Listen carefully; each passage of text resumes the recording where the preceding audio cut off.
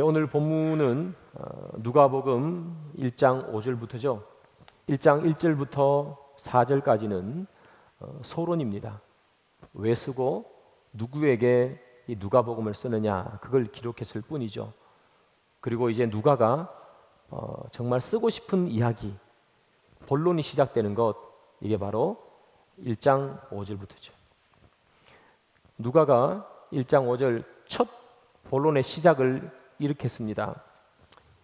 유대왕 헤롯 때에, 이렇게 기록하고 있죠. 유대왕 헤롯 때에. 누가가 이렇게 기록하는 것은 예수님께서 태어나실 즈음에 이 유대 땅을 다스리던 왕이 헤롯인 것을 알려주기 위함이죠. 그런데 단순히 예수님 태어날 때 그쯤에 그 유대 땅을 다스리던 사람이 헤롯이다 하는 그런 시대적 배경을 알려주기 위해서 유대 왕 헤롯 때라고 기록하는 것이 아니고요.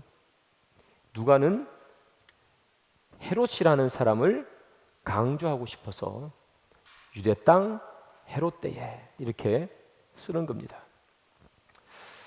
그러면 왜 이 누가가 헤롯이라는 사람을 강조하고 싶은가? 헤롯 통치를 받고 있다는 것을 강조하고 싶은가? 그것은 이 헤롯이라는 사람의 출신 때문입니다. 이 헤롯이라는 사람은 어디 출신인가 하면 에돔 족속 출신입니다. 에돔 족속. 구약 성경을 읽다 보면 에돔 족속이 나오죠. 이스라엘이 이렇게 있으면요, 이스라엘의 남쪽에 이렇게 있어서 늘 이스라엘을 괴롭혔던 민족, 에돔 족속이에요. 서쪽에는 블레셋이 있고요, 남쪽에는 에돔, 동쪽에는 모압, 암몬, 그런 족속들이 있었죠. 이 에돔 족속은 그 조상이 누구냐 하면 바로 에서가 조상입니다. 에서. 야곱과 에서 할 때 에서가 조상이에요. 그래서 에서의 후예들은 다 에돔 족속이 되는 거죠. 자, 그런데 이게 왜 중요한가? 에돔 족속이라는 게 왜 중요한가 하면 구약 시대 때에 이스라엘과 에돔 사이의 관계 때문이에요. 여러분, 이 에돔과 이스라엘 관계가 어땠을 것 같아요? 야곱과 에서의 관계부터 따져보면 되겠죠. 이 둘이는 쌍둥이잖아요. 태어날 때 야곱이 형 에서의 발꿈치를 잡고 태어나죠. 늘 치열하게 경쟁했던 사이죠. 장자권을 놓고 속고 속이고, 그리고 칼을 빼서 죽여버리겠다. 그래서 늘 갈등과 대립의 관계가 있던 그것이 바로 이 이스라엘과 에돔과의 관계예요. 이스라엘 백성들이 처음 출애굽해서 나왔어요. 출애굽해서 나오자마자 어떤 한 민족이 이스라엘을 공격합니다. 모세가 손을 들면 이기고 모세가 손을 내리면 지는 전쟁, 그 전쟁이에요. 그 전쟁에서 출애굽을 한 이스라엘 백성들에게 처음으로 군대를 몰고 와가지고 그들을 멸절시키기 위해서 공격했던 족속이 누구냐? 바로 아말렉 족속입니다. 근데 이 아말렉 족속의 이 아말렉은 에서의 손자예요. 그러니까 아말렉 족속도 에돔 족속에 들어오는 거죠. 하나님께서 이스라엘 백성들을 이 애굽왕 바로의 손에 끌어냈잖아요. 그 기쁨, 그것을 안고 가고 있는데 처음으로 공격했다고요. 그래서 하나님께서 엄청 화를 내시죠. 내가 너희의 민족의 이름을 다시는 기억하지 못하도록, 천하가 기억하지 못하도록 없애버리겠다. 하나님께서 그렇게 선포하셨어요. 이 아말렉 족속에게. 그래서 이 아말렉 족속, 이 에돔 족속은 늘 이스라엘을 공격하고 그리고 이스라엘을 멸절시키려고 했던 민족이죠. 에돔 족속 하면 우리가 꼭 떠올려야 되는 또 한 사람이 있습니다. 그게 누구냐 하면 바로 하만이라는 사람이죠. 우리가 엑소더스를 읽어보면 하만 이야기가 나오죠. 이 하만은 유대 민족들을 몰살시키려고 그랬어요. 유대인들을. 그래서 많은 꾀를 내어서 몰살시키려고 그래요. 이 하만이 유대 민족을 몰살시키려고 했던 이유는 뭔가 하면 예전에 이스라엘 백성들이 이 에돔 족속을 몰살시키려고 그랬었어요. 여러분, 사울 왕 때에 이 사울 왕이 이 아말렉 족속과 전투를 하면서 하나님께서 그 족속을 싹 다 없애버려라 그렇게 얘기했어요. 그런데 사울이 좋은 거는 남기고 그냥 이렇게 보고 평범한 것들만 다 없애죠. 그래서 사무엘이 막 저주를 하고 하나님께서 그걸 떠나버리시는 사건, 그게 누구와의 전쟁이었는가 하면 아말렉과의 전쟁이었어요. 제가 좀 전에 말씀드렸던 것처럼 아말렉은 에스의 손자라 그랬죠. 에돔 족속입니다. 이 하만이 바로 이 아말렉 족속의 후예, 즉 에돔의 후예예요. 에돔 족속이. 그래서 이 하만이 역사적 사실을 알고 있는 거죠. 이스라엘이 우리 민족을 멸절시키려고 했다. 그래서 에스더서에 보면 이 하만이 유대 민족을 멸절시키려고 했던 이유는 예전에 자기의 민족이 당했던 그것을 복수하는 거예요. 그래서 유대 민족을 다 없애버려야 되겠다. 그렇게 얘기한 거예요. 여러분, 이렇게 보면 이스라엘과 에돔 족속은 어떤 관계냐 하면 수천 년을 내려오면서 원수지간입니다. 서로가 서로를 멸절시키려고 하는 그런 족속이에요. 이스라엘은 아말렉을, 아말렉은 이스라엘을, 에돔은 이스라엘을 멸절시키려고 했죠. 그런 관계에 있어요. 그런데 이 유대왕 헤롯 할 때 이 헤롯이 에돔 족속이라고 제가 말씀드렸어요. 그러니까 이 안에는 어떤 의미가 있느냐? 지금 유대인들, 이스라엘 백성들을, 유대인들을 누가 다스려야 되는가 하면 유대민족이 다스려야 되죠. 그런데 수천 년 동안 원수관계에 있어서 멸절시키려고 했던 그 에돔 족속의 후예인 헤롯이 다스릴 때 이런 얘기예요. 지금 단순히 시대적 배경이 아니란 얘기죠. 헤롯이 다스릴 때 이 말은 우리로 치면 이렇게 하면 이해가 쉬울 것 같아요. 일제강점기. 여러분, 일제강점기 때에 하면 우리가 딱 들어오는 의미가 있죠. 분노, 슬픔, 나라의 주권을 다 빼앗겨버린 아픔. 일제강점기 때에 하는 그 의미 여러분 아시죠? 여러분, 일제강점기 때에 정말 일본 사람들이 우리나라 사람들을 못 살게 굴었잖아요. 그죠? 제가 학교 다닐 때 정말 못 살게 굴었던 일본 사람, 우리 친구들끼리 이 사람 진짜 나쁜 사람이다 한 사람이 한 명 있어요. 여러분 누굴까요? 일본 사람, 우리나라 참 못되게 묻는 그 사람 누굴까요? 많은 사람이 있겠죠? 저희들과 저희 친구들이 늘 했던 사람 이름이 누구냐 하면 바로 이 사람이에요. 도끼로 이마까라상. 여러분 혹시 들어보셨어요? 도끼로 이마까라상. 그런데 그런 사람만 있는 게 아니라 아주 우리나라 사람들에게 잘해준 일본 사람도 또 있겠죠. 그 사람 누군지 아세요? 네벤또 니카무라상. 학교 다닐 때 그런 이야기도 했었는데요. 여러분 일제강점기 그러면 탁 떠오르는 거죠. 그러면서 하는 말이 뭐죠? 이토 히로부미가 총독으로 우리나라를 다스릴 때 하면 우리나라 사람들은 딱 들어오는 느낌 있죠. 바로 그거예요. 유대왕 헤롯 때에, 에돔 후에 헤롯 때에 하는 그 말이에요. 지금 여러분 구약 성경의 마지막 책은 말라기서예요. 말라기에서부터 시작해서 지금 유대왕 헤롯 때까지 약 400년입니다. 이 400년을 중간기라 그래요. 이 중간기 동안에는 하나님의 말씀이 한 번도 임하지 않았어요. 이 400년 동안에는 하나님의 계시도 없었고 하나님의 환상도 그들에게 나타나지 않았어요. 하나님의 움직임이 하나도 포착되지 않던 시기, 그게 바로 이 400년입니다. 말라기에서부터 시작해서 헤롯 때까지. 왜 하나님께서 나타나지 않고 환상과 계시를 보여주지 않습니까?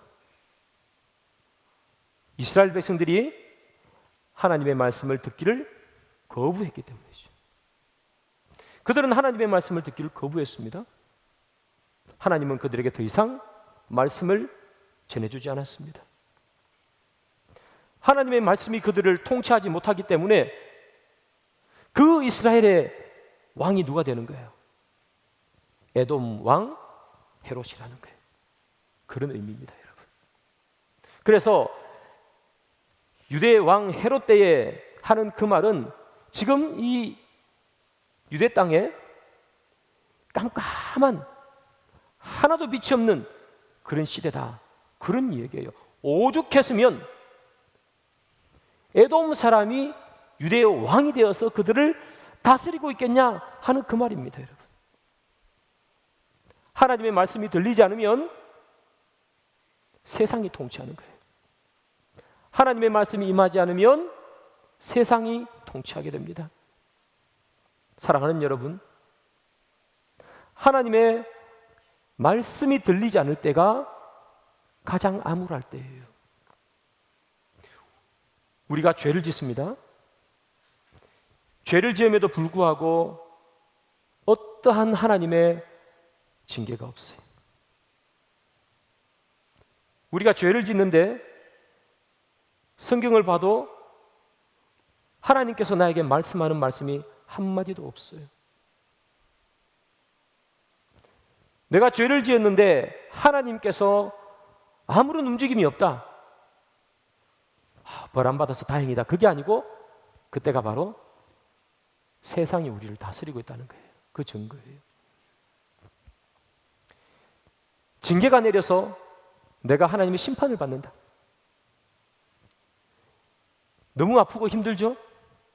그러나 징계가 있다는 사실은 하나님이 우리에게 관심을 가진다는 사실이에요. 자녀이기 때문에 때린다는 사실이에요. 그러나 아무런 징계가 없고 아무런 말씀이 없으면 하나님이 떠나신 거예요. 유대 왕 헤롯 때에 하는 말이에요. 내 인생에 어떠한 하나님의 감동도 느껴지지 않을 때 세상이 나를 통치하고 있는 거죠. 아무리 내가 하는 장사가 잘 돼도 수입이 늘어도 하나님의 말씀이 하나도 나에게 영향력을 끼치지 못하고 내가 죄를 지음에도 불구하고 회개의 말 한마디도 못하고 성경을 봐도 아무런 마음의 움직임이 없을 때, 그때는 장사가 잘 된다고 해서 내 인생의 황금기가 아니라 내 인생의 가장 암흑기예요. 하나님이 임재하지 않기 때문에. 하나님의 말씀이 들리지 않고 하나님의 계시가 들리지 않으면 그때는 세상이 우리를 통치하고 있다는 거죠. 지금 그 깜깜함이 지금 이스라엘의 상황이죠. 누가가 지금 이 말을 하고 싶은 거죠. 이스라엘 민족이 깜깜한 상황입니다. 이런 암울한 상황 속에서 누가는 한 줄기 빛과 같은 소식을 전해줘요. 바로 사가랴라는 사람을 소개하면서 그렇게 하죠. 이 사가랴라는 사람은 제사장입니다. 그리고 그의 부인의 이름은 엘리사벳이죠. 사가랴와 엘리사벳, 성경은 이들을 다음과 같이 묘사합니다. 누가복음 1장 6절이죠. 이 두 사람이 하나님 앞에 의인이니 주의 모든 계명과 규례대로 흠이 없이 행하더라, 그렇게 말합니다. 이 두 사람은 의인이었어요. 그리고 하나님의 계명과 규례를 흠이 없이 행했어요. 그러니까 아주 경건한 사람이었다는 이야기죠. 그런데 의인이었다 하는 말 그 앞에 수식하는 말이 하나 있어요. 그게 뭐냐? 하나님 앞에서 의인이었다 하죠. 하나님 앞에서. 16세기 종교개혁자들이 부패한 교회와 성직자를 보면서 부러지셨던 구호 중에 하나가 하나님 앞에라는 말이죠. 코람 데오. 여러분 들어보셨을 겁니다. 코람 데오. 16세기 종교개혁자들이 교회의 부패 상황을 보면서 부러지셨던 얘기예요. 하나님 앞에. 제가 결혼하기 전에 젊었을 때요, 영국에서 잠시 공부한 적이 있었습니다. 그때 유럽을 이렇게 배낭여행 잠시 한 적이 있었어요. 그때 제가 유럽 몇 나라를 이렇게 여러 나라를 가봤었는데, 유럽에 가면 뭐가 많으냐 하면 성당이 되게 많아요.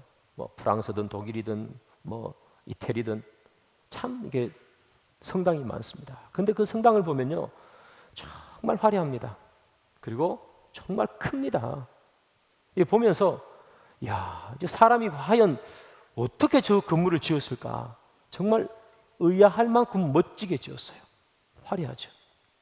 여러분 아마 직접 보신 분도 있을 거고 TV를 통해서 보신 분도 있을 거예요. 그 성당 안에 들어가면요, 얼마나 거룩한지 모릅니다. 성당에 보면 우리는 그냥 유리겠지만 스테인드 글라스가 쫙 있죠.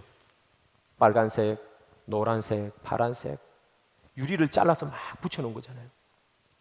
밖에서 빛이 이렇게 쫙 들으면요, 그 성당 안이 어떻겠어요? 옛날에는 뭐 전기불이 있는 시대가 아니잖아요. 중세 시대 때 빛이 쫙 들어요.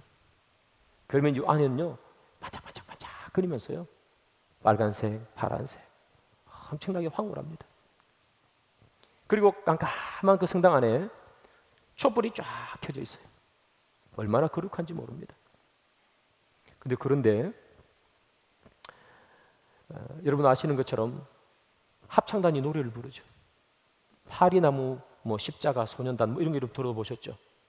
그런 애들이 막 천상의 소리로, 아직까지 목소리가 변성되지 않은 그 아이들이 노래를 쫙 불러요.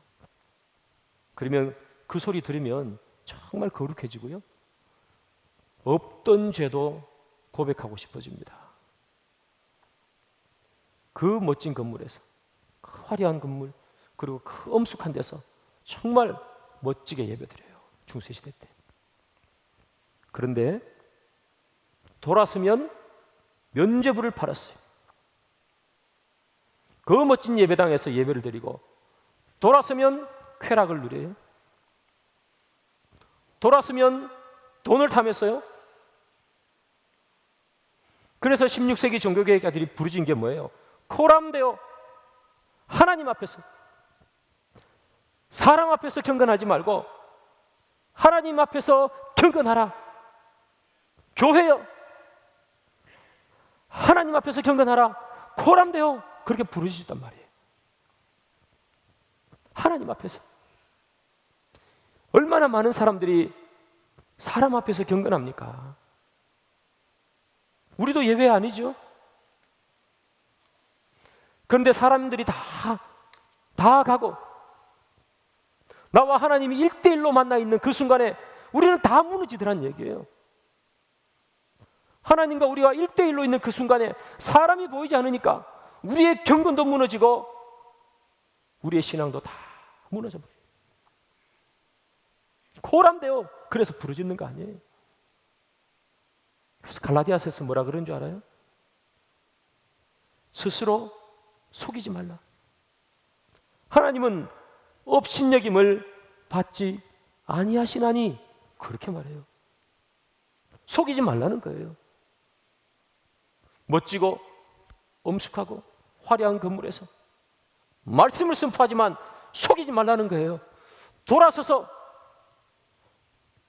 사람이 없이 하나님과 만난 그때에 내 자신을 속이지 말라는 거예요.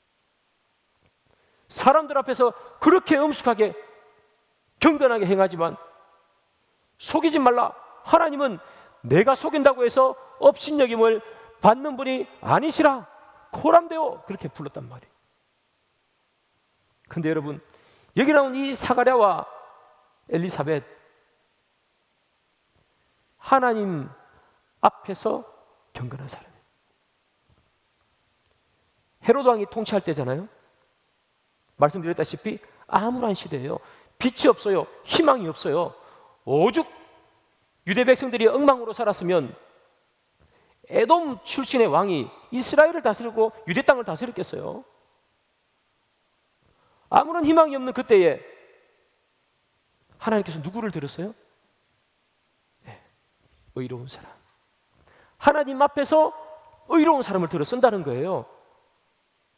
하나님은 하나님 앞에서 의로운 사람을 들었습니다. 여러분, 이 사가랴라는 사람은 무명의 제사장이에요. 유명한 사람이 아닙니다.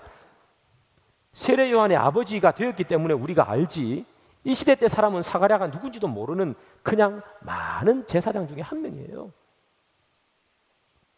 하나님께서 유명한 사람을 들어 쓰려면 누구를 들어서 사용하면 됩니까? 대제사장을 들어 쓰면 되겠죠. 대제사장 한 명밖에 없으니까. 대제사장은 유대 민족의 정치, 종교의 리더니까 그를 들어 쓰면 돼요. 그런데 왜 대제사장을 들어 쓰지 않아요? 그는 하나님 앞에서 의로운 자가 아니었어요. 사람들 앞에서는 의로웠겠죠. 제사를 지내고 1년에 한 차례씩 성소에도 들어가고 멋진 제사장 입는 옷을 입고 기름을 부으면 쫙 흘러내리고. 그러나 하나님은 유명한 사람을 들어 쓰는 것이 아니라 하나님 앞에서 의로운 사람 들어 쓰는 거예요. 사랑하는 여러분, 유명한 사람 되려 노력하지 마시고 하나님 앞에서 의로운 사람 되기를 소망합니다. 여러분들 자녀들도 마찬가지입니다. 유명한 사람 만들려고 그렇게 힘쓰지 마세요, 여러분. 하나님 앞에서 의로운 사람 되기를 기도하세요. 그래야 하나님 쓰는 거 아니에요?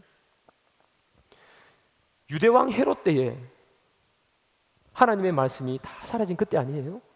지금 이 시대 아닙니까, 여러분? 세상에 나가보세요. 뉴스를 틀어보세요. 좋은 이야기 나오는 게 하나라도 있습니까?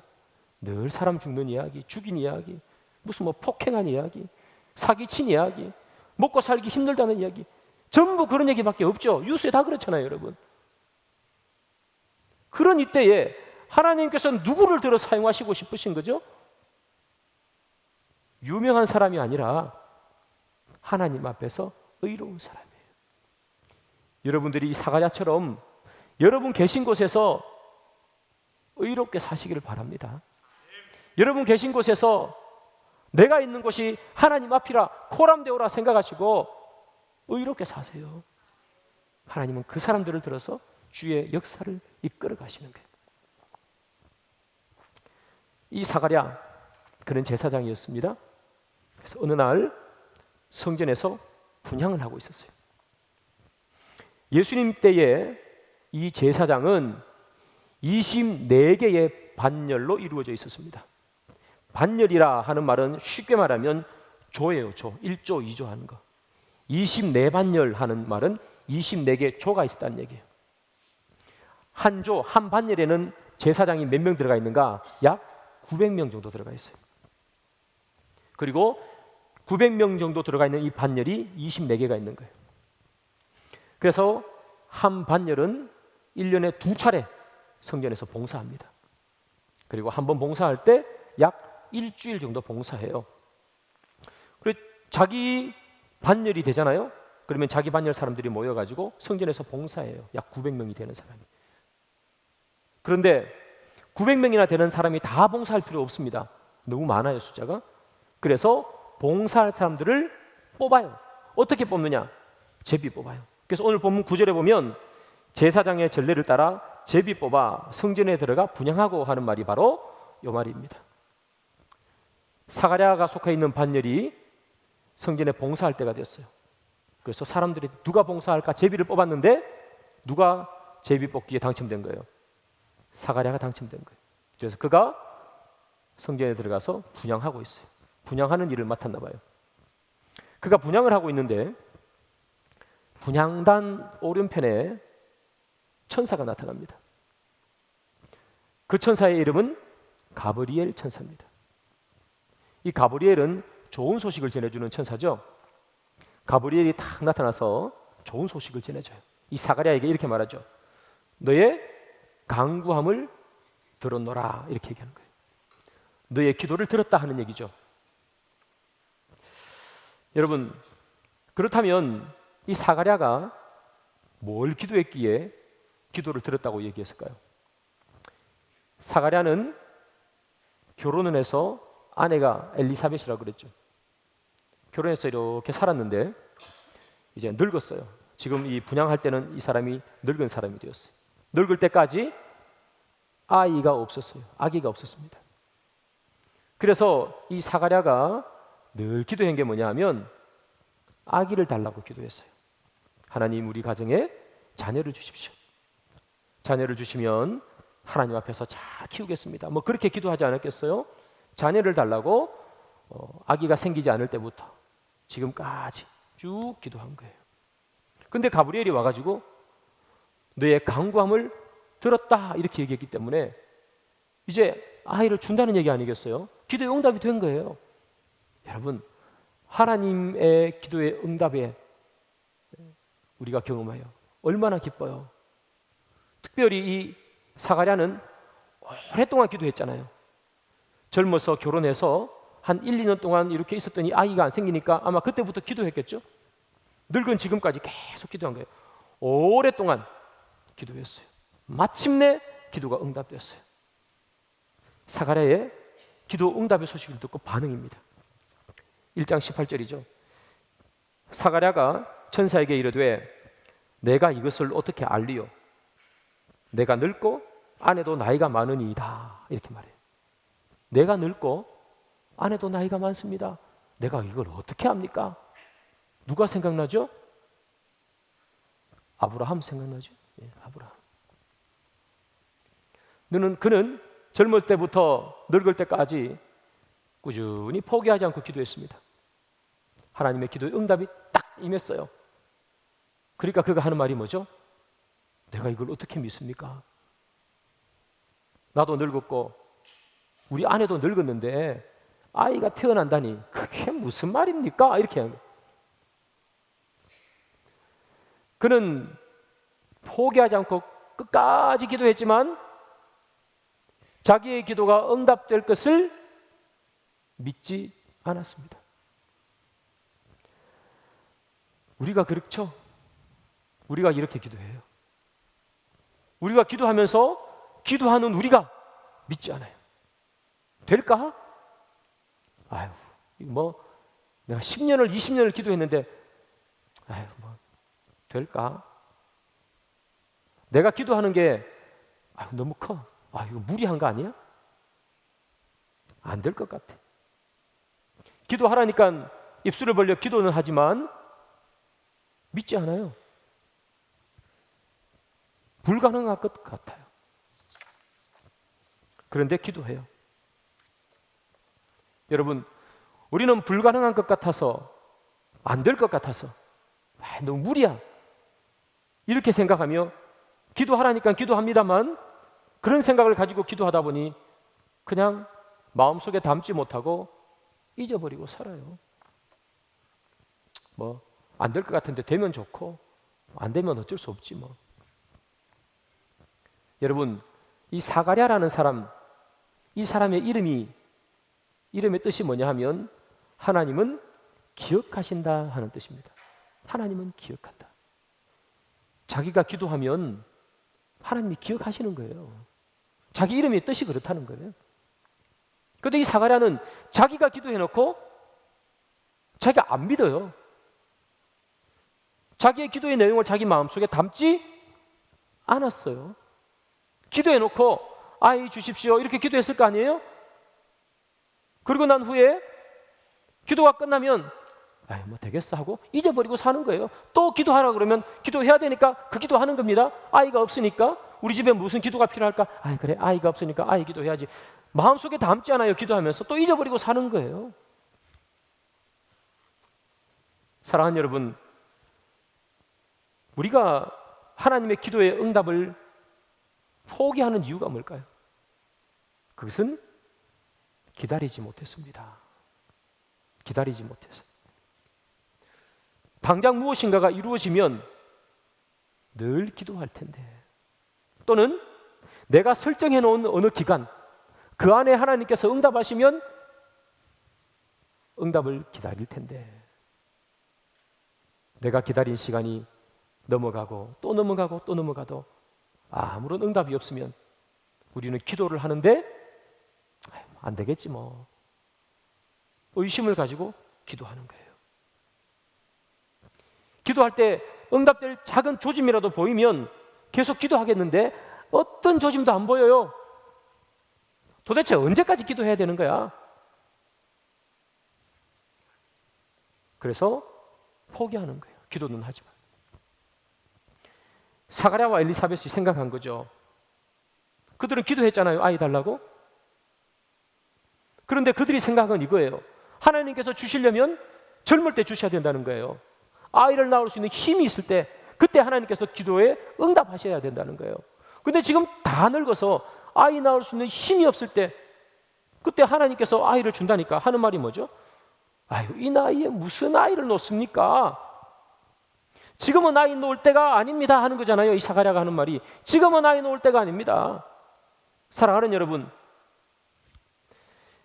하나님의 응답에 가장 적절할 때는 하나님이 주시는 그때가 가장 적절한 때예요.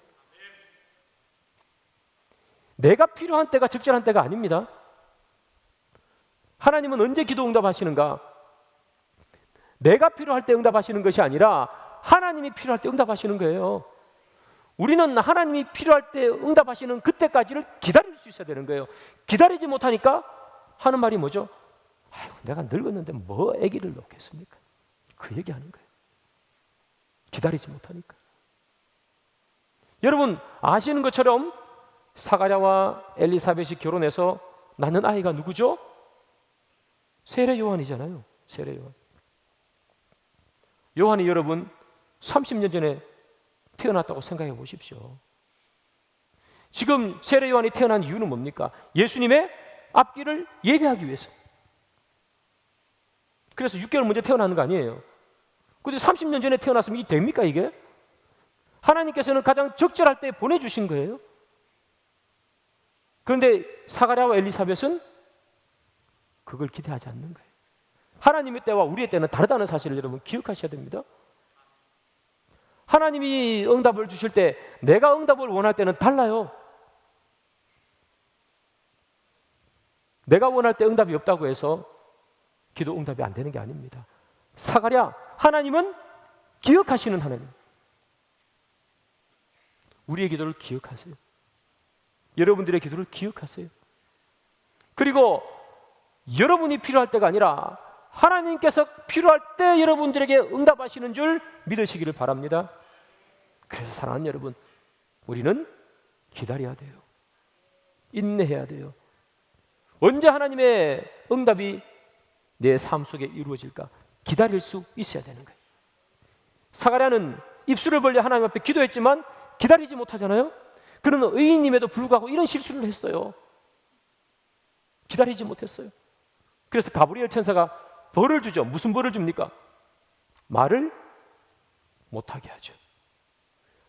네가 입술을 벌려 기도하는데 네 기도를 네가 못 믿으면 네가 기도할 필요가 뭐가 있냐? 너는 말을 할 수 없다. 말을 못해. 여러분 우리가 입술을 벌려 하나님께 기도하는데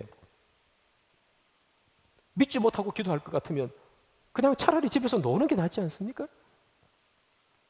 왜 여기 나와서 기도하냐? 우리가 하나님 앞에 기도할 때는 하나님은 기억하시는 하나님이라는 사실을 반드시 잊지 마시고 기도하시기 바랍니다.